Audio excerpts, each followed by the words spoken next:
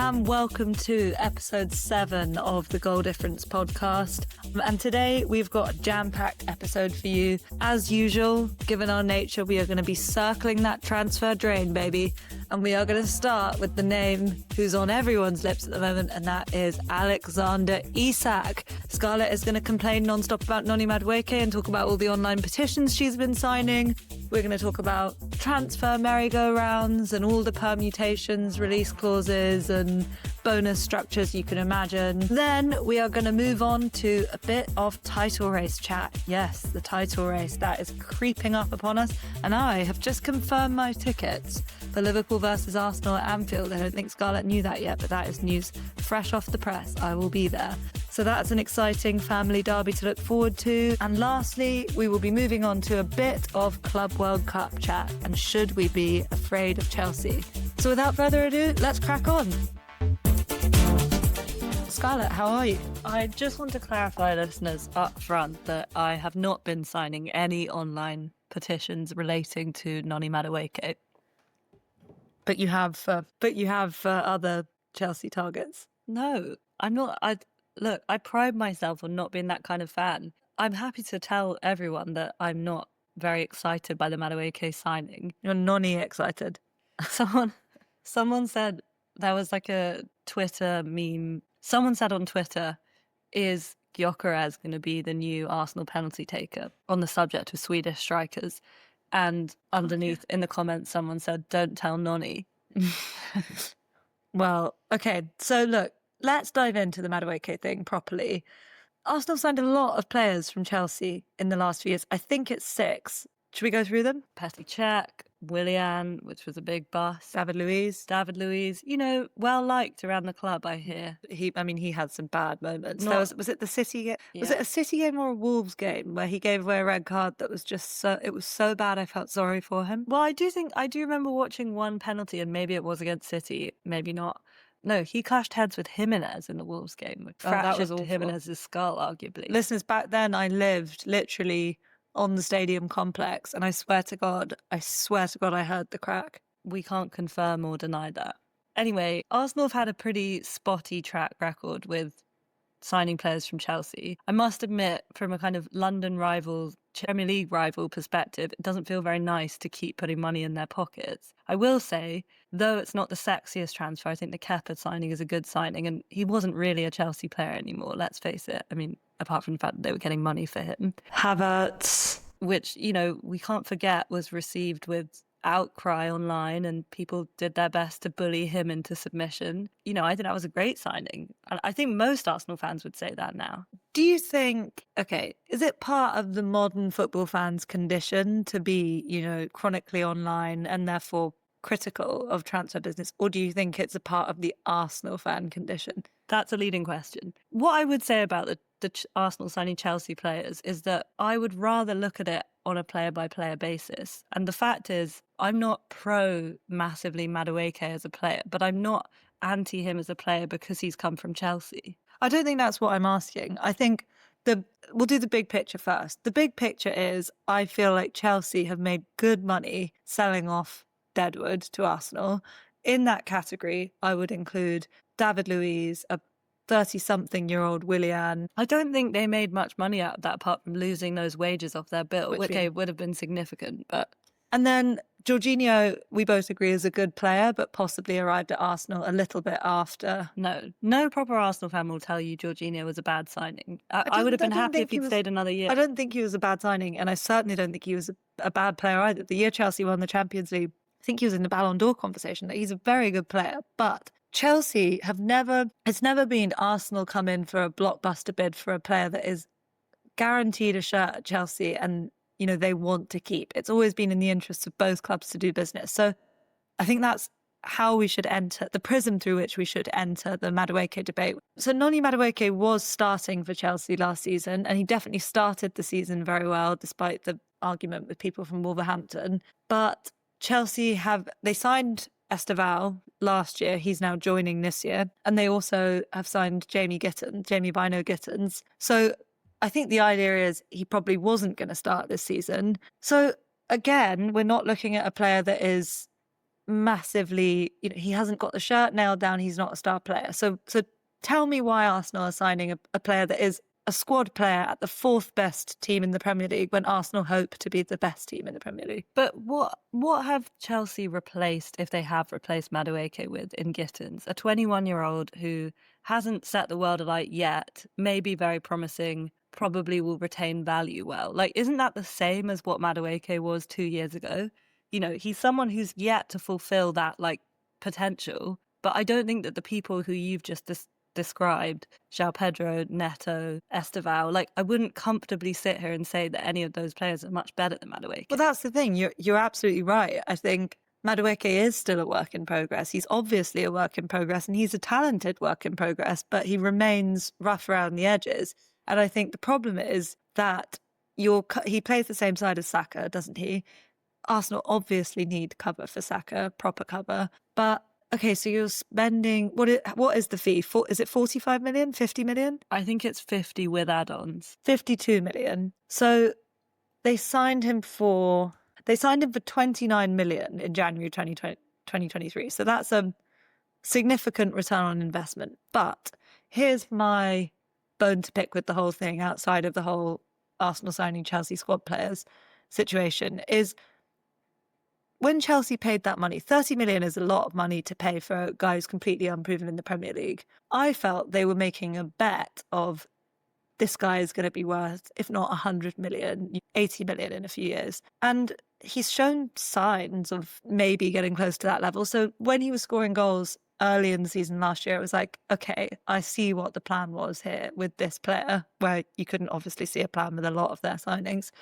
The problem is that they are now willing to shake hands on a £20 million profit with Arsenal. And I don't feel that Arsenal would be signing him unless they thought he could become that £100 million player. So the bottom line for me is one club is wrong in this transfer. One club's going to end up regretting it. Which club is that going to be? Okay, I'm sorry I'm not going to answer your question, but I have two things to say.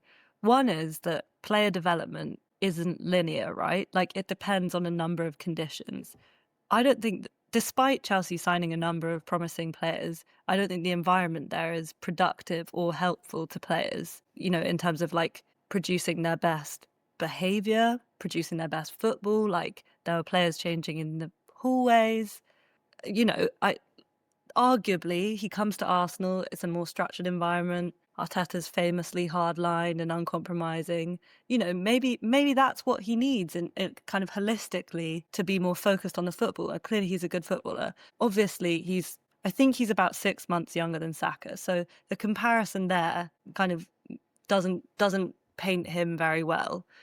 What I would say on your 100 million point is, rather than being super sexy and valuable, I think our business this summer feels really pragmatic. And maybe Madueke isn't a £100 million player, but maybe he's a £70 million player, and that's what we need in this squad right now to go and win the title next year. Scarlett, I'm not sitting here thinking that signing Norgard is a bad idea. I totally see it. I think it's a little bit like us signing Endo without wanting to, make 2 + 2 = 4. They're holding midfielders, but they're very, very different players. The point is that you can sign a player with an unsexy age profile and they still be a very good signing. And I've read some of the stuff on the transfer flow. Friend of the podcast, Ted Knutson, thinks it's a very sensible signing. And obviously with Partey and Jorginho out the door, Arsenal had to do some business in that area. So I absolutely think that's a good move. Kepa, again, decent backup, slightly error prone is the only thing that I would look at and think is a backup goalie. But yeah, look, I agree. Pragmatic business is by no means bad business. Premier League proven as well, all of these players. Yeah, but you're just like purring with your sexy Bert signing when you actually don't know what that's going to look like. Just hold on, Scarlett. My question is, why Madueke? Why Madueke in a market where Gittins is going to Chelsea, where there's bids flying in for Luis Diaz, where Mitoma's on the market, where Xavi Simons is on the market? I'm just struggling to get my head around where Alanga's on the market. I'm struggling to get my head around why Arsenal put their eggs in the Madueke basket. Okay, 2 things. To cite the Transfer Flow newsletter, which is really great, they definitely don't think that Alanga is worth the money he's gone to Newcastle for. but they do rate Madueke for his shot volume, for his unique dribbling ability. They do. I don't know exactly how they feel about the value of those transfers, but I don't think Elanga is Madueke, is Luis Diaz. Those are three totally different players.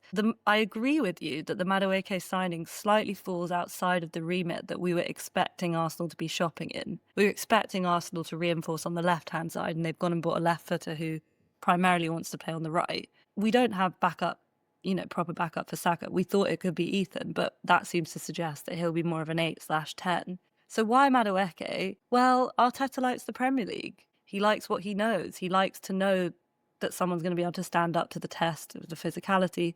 I'm not really sure Madueke has passed that test yet. And that's why I have reservations about it. I also have reservations about him having a bad attitude in training. Yeah. I'm not crazy about this deal. I really want to be proved wrong. I want there to be a higher intelligence about it. But I wonder if maybe it is just the fact that he will make us that bit better that we think we can win the league. Okay, well, I think it's probably time to move on from Noni Madueke discussion. Although, what an interesting discussion we've just had. Shall we touch briefly on Victor Gyökeres? Looks like he's about to be confirmed as an Arsenal player. How are you feeling about that? I think he's been pictured near Luton in a car, apparently. Get alive, Arsenal fans. How I feel about Gyökeres, it's not a rock star signing. It seems like it's going to be a good price, 55 plus add-ons for what seems to be a top-class player. Like, you're not really paying top-class money there. So whereas the Madueke deal feels slightly inflated, that deal feels slightly more reasonable. Sorry to bring this back to Madueke, but I would say that I think his price is affected by the Kepa price, which was low. Anyway. You know what? That's a very sensible thing to say, which when I tried to say that about Leverkusen, you weren't having it. No, I think that was true about why they paid such a strange amount of money for Jarell Quansah. Anyway, on Gyökeres, look, I think he's going to take a lot of shots and hit the ball very hard. I hope he gets the space to do that against better teams. Do I think that he might be able to give us the margin to take some of those chances where the ball was whizzing across the penalty area and no one was taking it? Yes. Do I think that he is going to be as good as Isak or potentially as Sesko might have been? No. I think he might do the business, but I don't think it's going to be world-beating business. And to be honest, I'm just disappointed that it's got to this place where it seems like, and we're going to come on to this, Isak might have been available if you're willing to play this kind of waiting game where you let the pieces move around the board a bit. And I understand, look, you don't want to take a risk when this is your biggest signing, but I just look back at the way we've handled this attacking recruitment over the past few years. And if it was going to be Gyökeres last summer, make it be Gyökeres last summer. But by waiting and waiting, the market has become worse. Ekitike looks like he's going to be 80 mil. Gyökeres, okay, that's a fair enough fee for him. Isak might actually now be moving, and you've blown all your transfer budget on Noni Madueke. I know that's not how it works. And I think Gyökeres, I think he's going to be good. I think he's going to be good enough, but I don't think he's going to be amazing. I think as a Liverpool fan watching you from over the fence, beef with Arteta about his complaints about Arsenal deserving to win the league is about the lack of transformational attacking signings. Like, don't get me wrong, I think Trossard was a brilliant plan B when you went all out for Mudryk and Chelsea swooped. It turns out that was plan A, really. And maybe the reason why we had to buy all their players is to pay them back for Mudryk. But yeah, I think, I'm not saying Trossard's been a bad signing, but Saka had broken through when Arteta came. Obviously, Arteta should get a lot of credit, but Emery did give him his debut. And Arteta got rid of Aubameyang, he got rid of Lacazette, which all turned out to be correct decisions. But Arteta has never had a problem signing defenders and signing midfielders. I saw a little bit of dissent about the Calafiori signing, but he's going to be a Rolls Royce wherever he ends up. He's a really top player. He might even be a number 6. Who knows? He signed Declan Rice, amazing player. So he signed Gabriel. He's converted Benny Blanco into being a right back. Point is, he really knows what he's doing in that area of the pitch. So when I see Arteta signing Norgard and Mosquera, I'm like, okay, those two are going to be good. Yeah, but let's be super clear about this. It's not Arteta. And I think this is where you are kind of somehow spuriously aligned with the Arsenal Twitter mob, in that, they think it's him making all the decisions and doing all the business. That's not how modern football works. This is a transfer administration led by Andrea Berta. Wake up, Scarlet. It's the style of play. They're recruiting for Pulis ball. No, I take your point about not signing a transformational attacker. And up until now, I guess my response would be that person hasn't been out there at the right price for Arsenal at the right time. And given Saka's meteoric rise, there was quality there. Given Havertz's quality, given Havertz's ability, there was enough good stuff there. And there's a chance, and he might even leave this summer now, but there's a chance that Martinelli could take that extra step. For all the world in 2023, it looked like he was going to be a world beater too. So I can't blame him for just having been kind of spoiled by his own riches, really. Okay, so I'm going to give myself the last word on this, which is, I think when you're signing attacking players, it's high risk, high reward, obviously. And I think if we can learn anything from Chelsea's strategy, it's you have to keep chipping away at a problem. And all the cliches apply here. Problem shared is a problem halved. And I think sometimes it's just a case of you bring someone in who's maybe a bit of a gamble, you promote someone from the academy, you have an open mind. And then I think it bears fruits. And I think in Liverpool's case, we signed Cody Gakpo out of absolutely nowhere in a season where we were poor, but it was another attacking signing, and that's now meant that we have far superior attacking depth. But I would say that Cody Gakpo is kind of similar to Havertz in terms of profile and ability, intelligence, physical attributes. It's just that he's playing in a front line with Mo Salah. I slightly disagree, given that his numbers were very different to Havertz at PSV. Havertz looked like he was going to be on course for 25 goals last season. Incidentally, just to round off the whole Madueke discussion, Cody Gakpo identified him at PSG as one of the most talented young players he'd ever seen. So maybe that's reason for positivity. Okay, we're now going to move on, Scarlett, to talk about a topic which I'm sure you'd rather we didn't. And that is the breaking news that Liverpool are about to submit a £130 million bid for Alexander Isak. Now, this is going to sound like terrible after timing, but I do want to have it on record that I did say when the news broke that Newcastle were super serious about Ekitike and potentially closing in on a deal, I said there's no way they have both. And I've further doubled down on that idea, given the Isak news, and also given the fact that having looked at their stat maps, bombs, charts, whatever you want to call them, Ekitike is very similar to Isak, hence their interest in Ekitike back predating Isak. They both like to drift left. They're both incredibly fast, skilled dribblers, are both better at shooting and dribbling than their height would suggest they're going to be. So I don't see those two playing together. And it looks like an incredible, beautiful realization of a transfer merry-go-round is about to take place with Sir Richard Hughes, putting his proverbial you-know-what on the table and saying to Newcastle, either you sell us Isak for 130 million or we're going to take Ekitike. How is that situation reading to you, Scarlett? Well, there's a few different responses to that. First of all, it looks like Newcastle have told you Isak's not for sale. I think you're still following Kaveh Solokol, who's been proven to be... In fact, he said that we weren't making an offer for Wirtz long after we'd already made an approach. So I don't know who to listen to. I would be surprised if Newcastle budged below an astronomical valuation. 130 million for a player who's, is he going to turn 26? He's actually, yeah, he's 25 now, so he's younger than I thought he was. He's going to have 1 million groin strains next season. You've cursed him with that now, haven't you? But, from an Arsenal perspective, obviously it's like super painful to see that potential link. I remain sceptical on whether I think it's actually going to happen. I wonder if it's more of a stalking horse for you to end up just getting Ekitike or something in the end. Ekitike. But even if it was, look, all the same comments about Ekitike apply to Gyökeres and yeah, Sesko. Except that the price is insane. Yes, but I've watched him in Europe this season and he's much more obviously, like, you can close your eyes and see exactly how it would work for him in the Premier League because he has what... So Liverpool, in their transfer policy, we are looking for players with extreme attributes. And apparent by all Ekitike's XG differential wasn't very good last season. He missed quite a few big chances. I, off the top of my head, don't know how many goals he scored, but he's got extreme attributes. He's extremely quick. He's an extremely good dribbler. And when you look at someone like Gyökeres, who you've said his extreme attribute is he can kick the ball really hard, Sesko, I don't think anyone really knows what he does. Sesko can jump like 9 feet in the air and is very fast and very tall. But anyway, on Ekitike, I still think if you end up paying 80 million for a completely unfinished Article player, that's an unbelievable risk.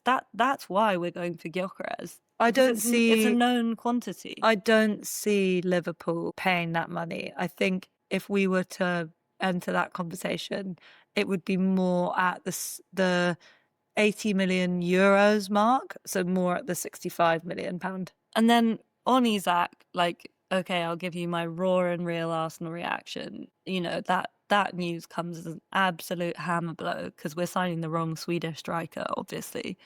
But you know they don't play together in the national team. I just think... Just another reason why there's no way Ekitike and Isak will ever play in the same team. Isak was the crown jewel and he was the one who Arsenal wanted. That's been really clearly documented all the way back to when he was at Sociedad. And, you know, I think another thing that feeds into my frustration about the way Arsenal have gone about their attacking recruitment is simultaneously kind of shot shy and then oddly trigger happy on the wrong person at the wrong time. You know, like, actually, that's an overstatement about Gyökeres, but he's not the guy. He's not the one you wanted. The one they wanted this summer was Sesko.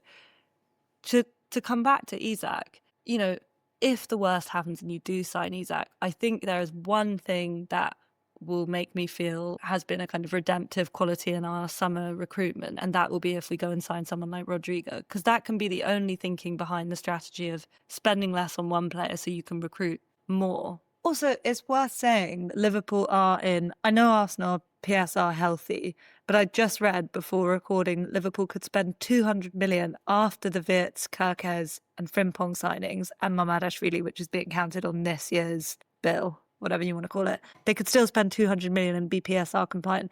And that comes from years of frustration, to be honest, because I was asked about this recently. Someone said, were you frustrated with FSG? Is it all worth it now?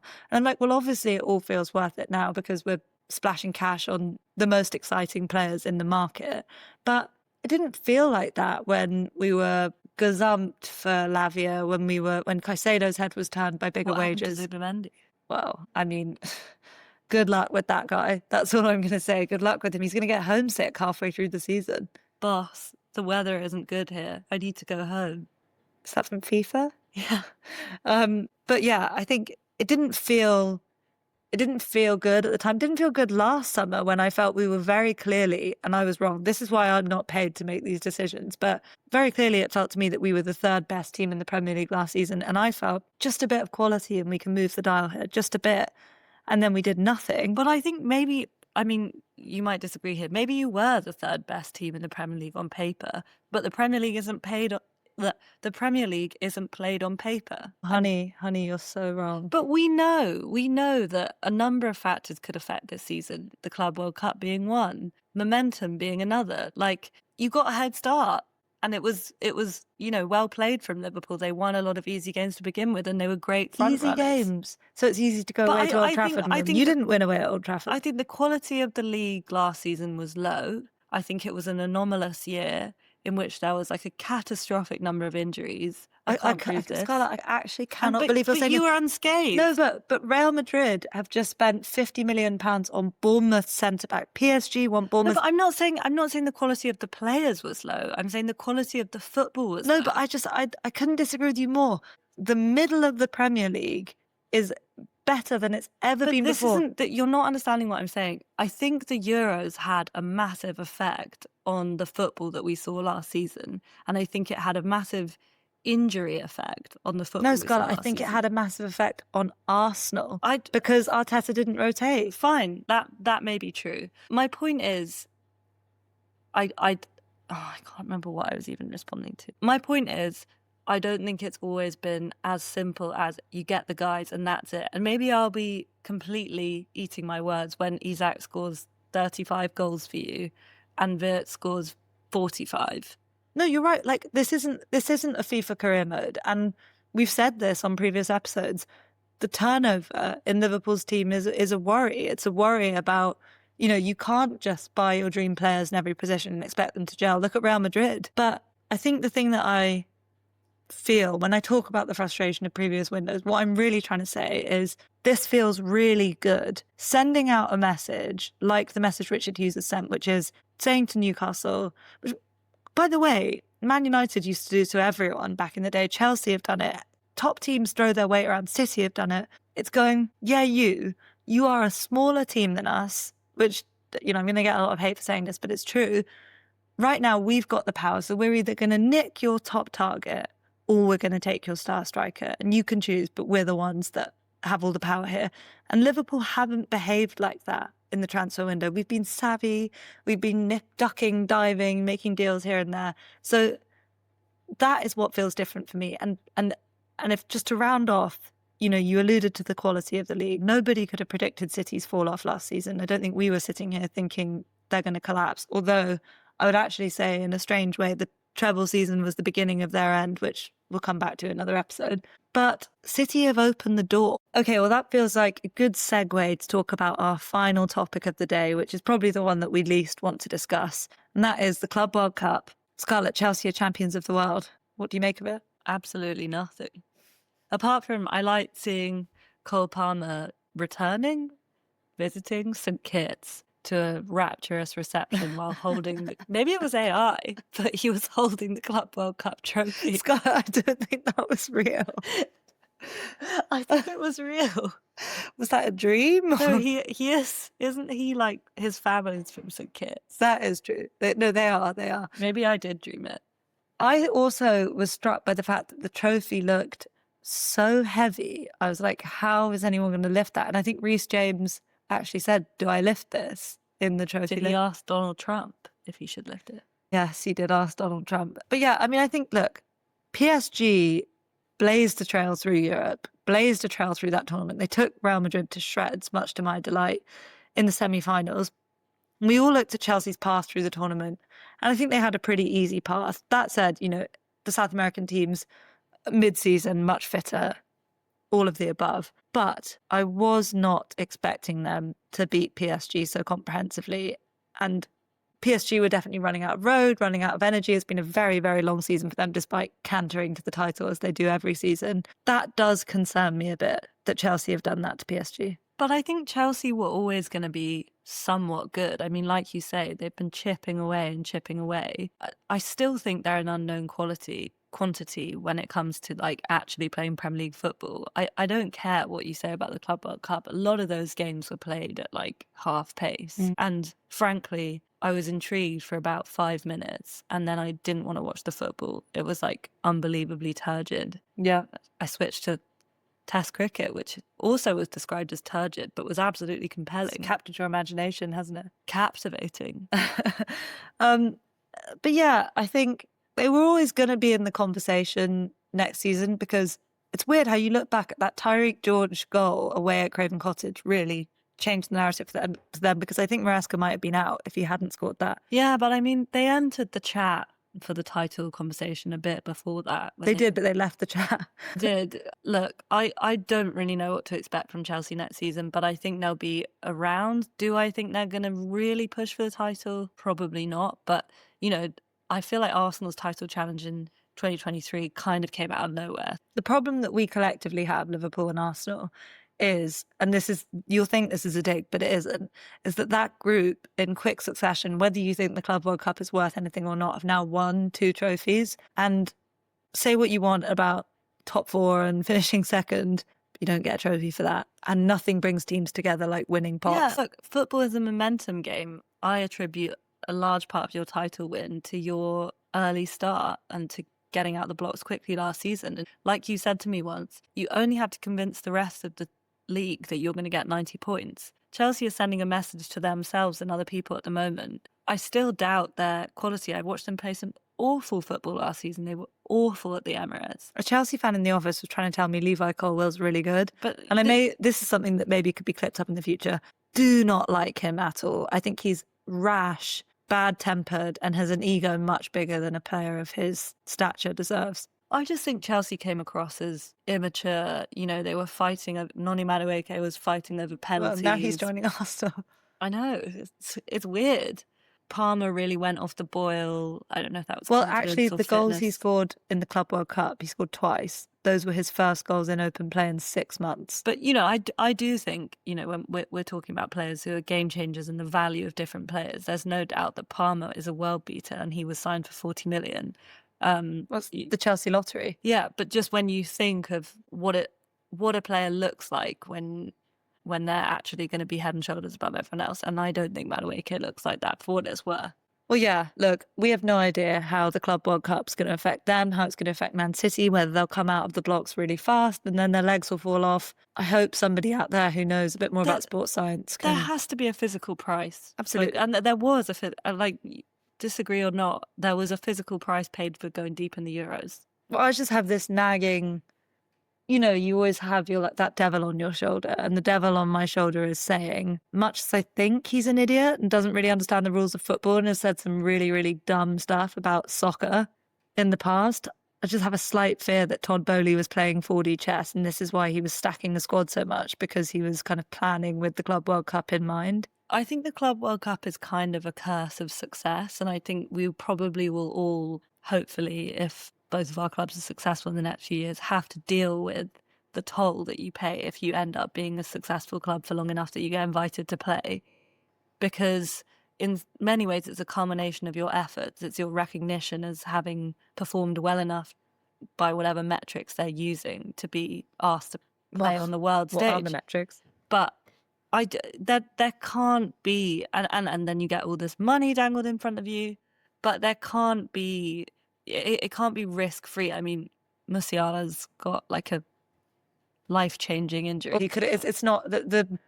If it was a muscle strain, it would be more the fault of the Club World Cup. The only thing you can say is he shouldn't have been there playing that game to get that injury. I just think we won't know the consequences until they're happening, but there must be consequences, negative and positive. Okay, listeners, we're going to leave you to mull the consequences of the Club World Cup, and I'm going to end on a positive note, which is to say that the Adidas Teamgeist kit for Liverpool is just around the corner. It's coming on the 1st of August, but until then, I am satisfying my Adidas cravings with the Celtic third kit, which was an absolute thing of beauty.